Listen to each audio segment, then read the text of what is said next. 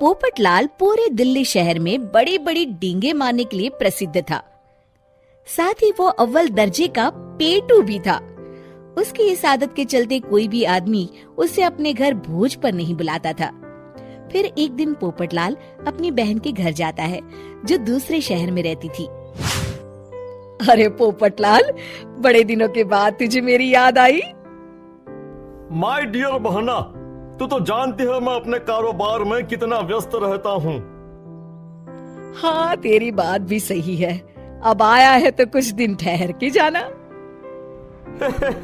अरे दीदी, ये भी कोई कहने की बात है। श्यामा देवी पोपटलाल को रहने के लिए एक कमरा दे देती है। अगली सुबह पोपटलाल जोर जोर से गरारे करना शुरू कर देता है। नकुल की पत्नी नींद से जाग जाती है और घबराकर अपने पति नकुल को जगाती है। अरे उठिए, लगता है हमारे घर में कोई जानवर घुस आया है। कैसी अजीब अजीब आवाजें निकाल रहा है, मुझे तो बड़ा डर लग रहा है। अरे कोई जानवर नहीं है भाग्यवान, पोपटलाल मामा जी हैं, अपना गला साफ कर रहे हैं। इतनी सुबह सुबह? अभी तो सिर्फ 4 बजे हैं। मामा जी इसी तरह से जल्दी उठ जाते हैं। अच्छा, ठीक है। नकुल की पत्नी जैसे ही सोने लगती है और जल्दी नाश्ता भी करते हैं। क्या मतलब? मुझे अभी उठ के उनके लिए चाय नाश्ता बनाना पड़ेगा? हाँ। अरे मर गई रे, अब मेरा क्या होगा? फिर थोड़ी देर के बाद नकुल की पत्नी मामा जी के लिए चाय नाश्ता बनाने में जुट जाती है। अरे भाई वाह, बड़ी अच्छी खुशबू आ रही है। बहू, जो भी बना रही हो फटाफट ले आओ, जोरों की भूख लगी है। हाँ मामा जी, अभी लाती हूँ। देखते ही देखते पोपटलाल सारा नाश्ता चट कर जाता है। बहू, कल से पराठे में देसी घी ज्यादा डालना, आज कुछ मजा नहीं आया। हे भगवान, इसका नाम तो पेटू लाल होना चाहिए था। पूरे 10 लोगों का नाश्ता अकेले हजम करने के बाद भी इन्हें मजा नहीं आया। इस तरह रोज पोपटलाल सुबह सुबह घर के सभी लोगों को नींद से बेवक्त जगा देता था और हमेशा खाने की उल्टी सीधी फरमाइश करते रहता था। देखते ही देखते गुप्ता परिवार की दिनचर्या अस्त व्यस्त हो जाती है। अरे भाई, खाने का असली मजा तो इस घर में है।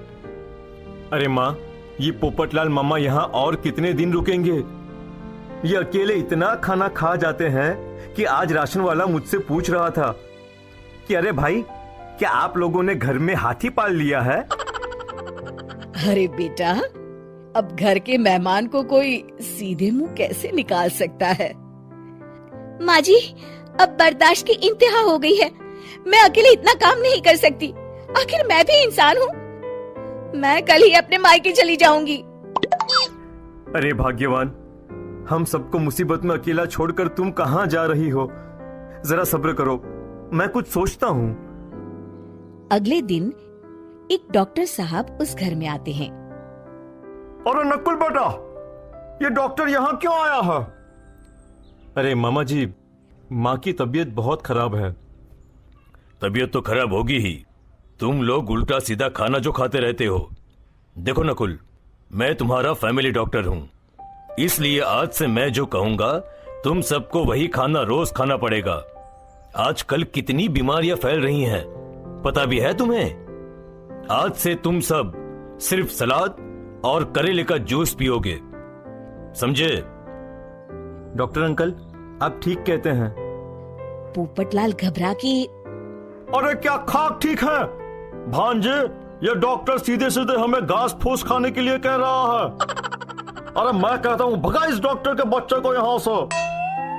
अरे मामा जी, डॉक्टर साहब ठीक ही तो कह रहे हैं। इसी बहाने आपका इतना बड़ा पेट जो बाहर निकला हुआ है वो अंदर हो जाएगा।